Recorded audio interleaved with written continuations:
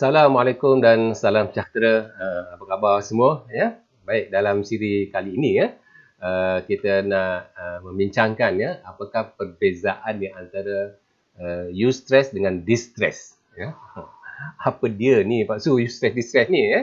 Baik. Kalau kita perhatikan stres ni dia tak semuanya memberi kesan negatif.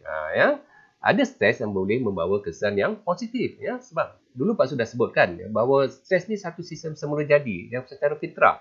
Memang kalau namanya manusia tu, kita memang akan mengalami stres sebab stres itu satu sistem yang berkait dengan sistem saraf, otak, sistem hormon, pemikiran, perasaan dan juga tingkah laku. Dia satu sistem. Jadi stres ni ada yang boleh membawa kesan positif, kalau kita menghadapi stres dalam keadaan tertentu, dalam tahap tertentu, dia memberi kesan positif kepada kita dan kita akan merasa bermotivasi untuk belajar, untuk bersukan, untuk macam-macam lah, masuk pertandingan. Kalau kita dekat pejabat tu, kita buat macam-macam inovasi dalam kerja-kerja kita di pejabat, dan kita rasa seronok apabila ada stres tertentu yang kita hadapi dan dia memberi kesan yang positif. Ini dikatakan eustress, dipanggil eustress. Dan ada juga stres yang membawa kesan negatif. Dan kalau katakan kesan negatif itu sangat minimal, so kita akan merasa sikit-sikitlah stres kan. Kadang-kadang kita akan mengalami stres yang dalam keadaan sederhana, dan kadang-kadang kita mengalami stres dalam keadaan yang tinggi. Jadi kalau kita mengalami stres dalam keadaan tinggi, itu dipanggil distress, kesan negatif, dan dia memberi kesan negatif kepada kesihatan kita, kesejahteraan kita, prestasi kita, perhubungan kita dengan orang lain. Maka langkah-langkah tertentu perlulah dilakukan untuk kita mengatasi stres tersebut supaya kita boleh kembali kepada keadaan yang normal. Baik, kita tengok apakah distress ni. Okey. Kalau kita tengok di sini, kita katakan bahawa stres itu terbahagi kepada dua. Satu dipanggil eustress, satu lagi dipanggil distress. Kita tengok yang eustress dulu. Baik, eustress ni maksudnya stres ataupun tekanan yang membawa kesan positif. Di mana suatu keadaan yang dalam kemampuan kita untuk melakukannya. Apabila kita menghadapi sesuatu, katakan ancaman, kita menghadapi cabaran, pensyarah bagi kita cabaran, cikgu bagi kita macam-macam cabaran, tugasan, projek, macam-macam, exam, test, quiz dan sebagainya. Itu cabaran lah kalau kita sebagai seorang pelajar kan. Kalau kita bekerja pula, kita ada projek ini macam-macam tugas-tugasan yang bos kita bagi kat kita kalau kita ada kemampuan untuk melakukannya dan tidak menjejaskan sangat kita punya pemikiran, emosi sehingga tak jadi karuan dan sebagainya, maka itu dipanggil stres yang berbentuk positif. Berbentuk positif, dia dipanggil eustress. Kita melihatnya secara positif, kita rasa itu cabaran dan dia akan memotivasikan kita. Jadi samalah kalau macam kita student kan, kalau kita student kan, cikgu tak bagi assignment, dah 2 minggu tak ada assignment. Jadi kita rasa macam tak best lah belajar macam ni kan. Kita kata cikgu, ataupun kita dengan pensyarah, doktor, takkanlah tak ada projek nak bagi, dah masuk 2 minggu, dah 3 minggu ni kuliah ni. Kan? Jadi dia nakkan projek tu. Kalau dia nak macam tu, dia bersedia dan dia ada skill dan dia ada sikap yang positif, so apa-apa projek dan yang pensyarah nak bagi ke, ataupun kalau kat tempat kerja, bos bagi kita projek lah kan, tugas, so dia akan lakukan dengan sebaik mungkin lah dan dia memberi kesan yang baik kepada dia. Sebab tu kita dapati kawan-kawan kita kalau kat sekolah, kalau kat universiti, kat kolej, ada dapat A+, ada dapat A, B+, begitu juga di tempat kerja. Ada orang yang dapat markah 80, 90, 95 dan macam-macam lah, cemerlang dan sebagainya kan. Kerana mereka tu menganggap tekanan tadi yang dikenakan oleh bos tadi itu secara positif. Okey. Baik, yang kedua kita kata distress. Distress ni maksudnya stres membawa kesan yang negatif, yang tak baik lah, yang buruk. Biasanya distress ni berbentuk yang agak ekstrim lah kita kata, ataupun tinggi ataupun sederhana. Umpamanya kita menghadapi keadaan yang di luar kemampuan kita. Kadang-kadang bukan disebabkan oleh perkara itu, ya, mungkin disebabkan kelemahan-kelemahan yang ada dalam diri kita, ya. Ya. Jadi kita kurang kemampuan. Bagi orang yang ada kemampuan, okey je, dia rasa benda tu tak ada apa-apa.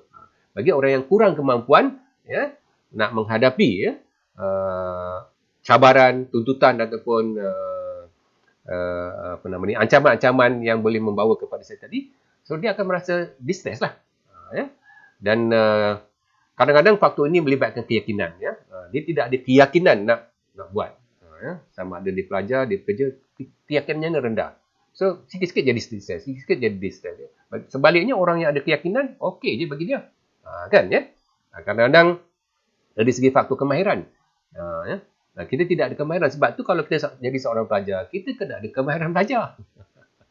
Kalau kita bekerja, kita kena ada kemahiran dan kompetensi profesional dalam bidang kita lah. Kalau kita arkitek, kita kena jadilah kompeten, arkitek yang kompeten. Kalau kita jadi accountant, kita jadi accountant yang kompeten.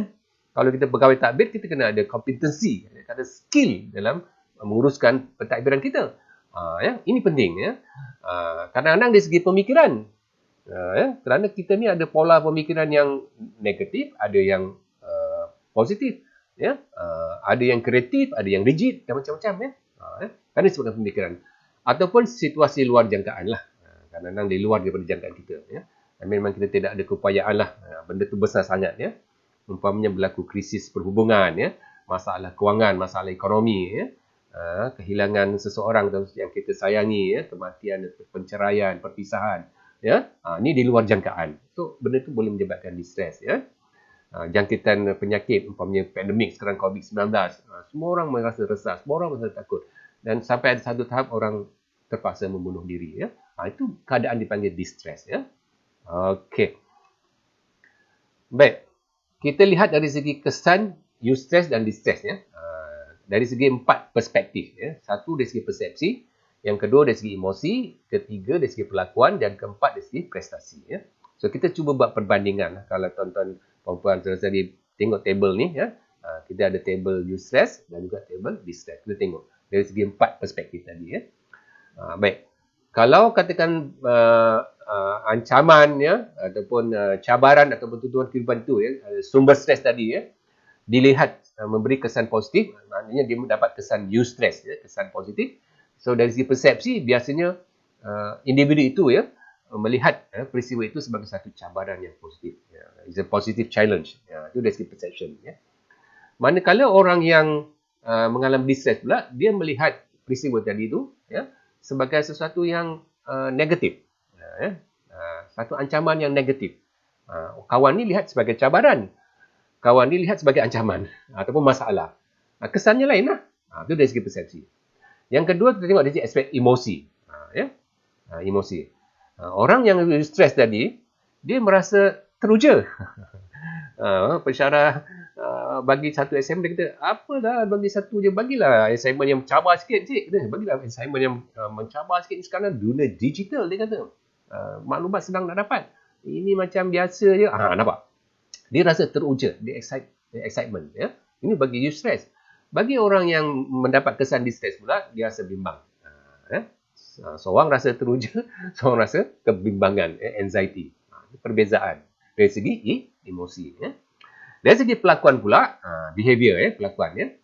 Orang yang mendapat kesan eustress ni yang positif, dia rasa motivated, dia rasa bermotivasi. Ya. Kerana tadi dia melihat itu sebagai satu cabaran, dia bermotivasi, ya. Walaupun susah macam mana pun, dia rasa mesti ada cara. Mesti ada cara nak buat. Ya.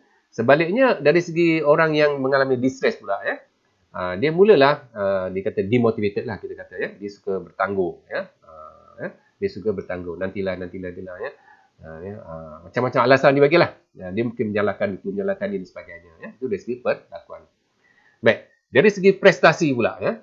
Kalau orang tu mengalami eustress, ya, biasanya akan berlaku enhancement atau peningkatan dalam prestasi dia. Ya. Peningkatan dalam prestasi dia. Dulu dia dapat A, sekarang dia dapat A+. Dulu dia dapat B, sekarang dapat B+, atau dapat A-, umumnya. Berlaku peningkatan, ya. Ya. Itu orang yang mengalami eustress tadi, ya. Kalau dalam konteks kerja, dulu tahun lepas prestasi dia 79. Jadi dia dah faham apa kesalahan dia, kelemahan dia semua, dia kerja. Tahun ni dapat 89.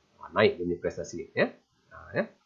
Baik, bagi orang yang mengalami distress pula, ya, dia akan berlaku penurunan, kemerosotan dari segi prestasi. Ya. Dulu elok-elok dapat 80, sekarang dapat 60 pula. Nasib baik dapat 60 kan, masih lulus lagi kan. Kalau dapat 35, gagal. Ya. Jadi berlaku. Jadi ini yang kita panggil eustress dan juga distress. Ya. Jadi nak jadi eustress ke nak jadi distress ni macam mana? Bergantung pada anda lah. Anda. Ya. Saya. Jangan salahkan orang. Ya, jangan salahkan tu, salahkan ni. Salahkan diri sendiri dulu. Kaji apa kelemahan saya. Apa sebab jadi macam tu. Kaji dulu. Insaf. Sedar. Faham ke tak faham ni cakap ni? Ya. Jadi jangan suka salahkan orang. Cuba cari apa kelemahan saya. Apa yang patut saya baiki. Ya. Sama ada dari segi konteks pemikiran kita, dari segi emosi kita, dari segi kemahiran, kompetensi yang kita ada, ya, kena dipertingkatkan. Ya. Supaya banyak benda-benda yang berlaku dalam hidup kita ni, ya, cabaran-cabaran, ketuntutan dan sebagainya ni, ya, menjadi cabaran, menjadi eustress. Kalau dia banyak jadi distress, kita akan teruk lah. Dekat tempat kerja, distress. Dekat jalan raya, traffic jam kita, distress. Dekat tempat mana-mana nak pergi ke supermarket, distress. Dekat rumah ada distress lagi. Kita akan hidup dengan distress. Ini yang jadi masalah. Okey. Baik.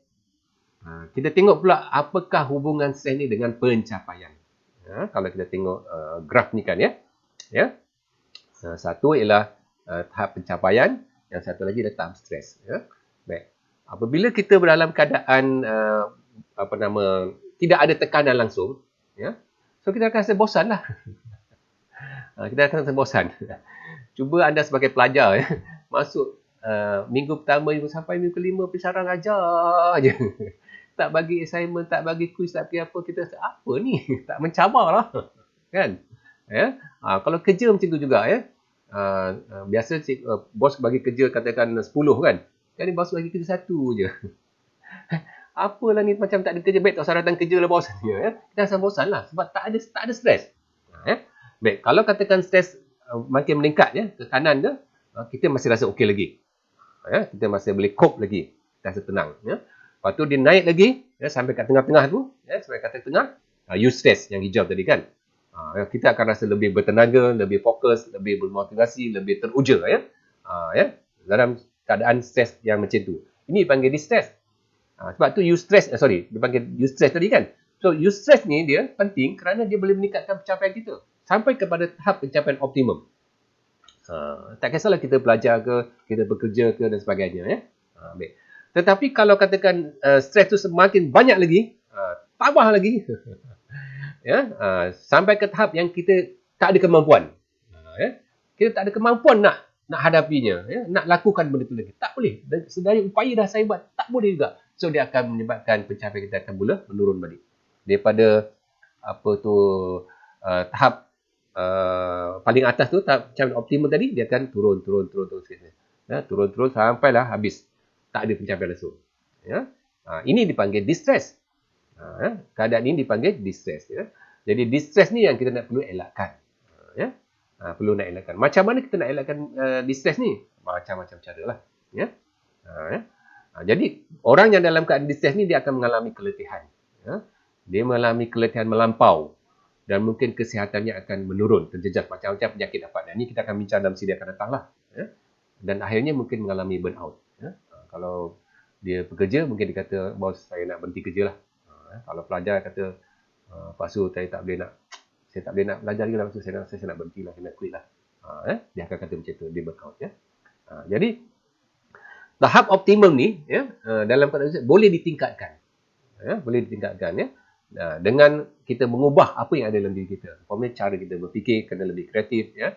Kemahiran-kemahiran yang kita ada kena dipertingkatkan, kompetensi kita, ya, kita kena cukup kompeten, ya, kena dipertingkatkan, ya. Jadi ini akan menyebabkan tahap optimum itu akan naik, ya. Kalau dulu di aras katakan 40 boleh jadi 50, 60, 70 dan sebagainya, ya. Ya. Manakala apabila kita sudah berada dalam ruang ataupun kawasan distress ni, so kita kena lakukan sesuatu lah, ya, untuk mengatasi ataupun menangani distress tadi supaya kita boleh kembali kepada tahap eustress tadi. Yang ini kita akan bincangkan dalam siri-siri yang akan datang. Ya. Okey. Baik, akhirnya Pak Su nak berpesan kat sini ya. Jika kita mengamalkan pemikiran positif, ya, banyak situasi yang orang lain anggap sebagai distress akan menjadi eustress kepada kita. Baik, sekali lagi ya. Jika kita mengamalkan ya pemikiran yang positif, ya, banyak situasi yang orang lain anggap distress, ya, akan menjadi eustress kepada diri kita. Ya. Okey. Jika anda mendapati video ini bermanfaat, mohon share dan subscribe ya. Sehingga kita bertemu lagi dalam kesempatan akan datang. Salam motivasi.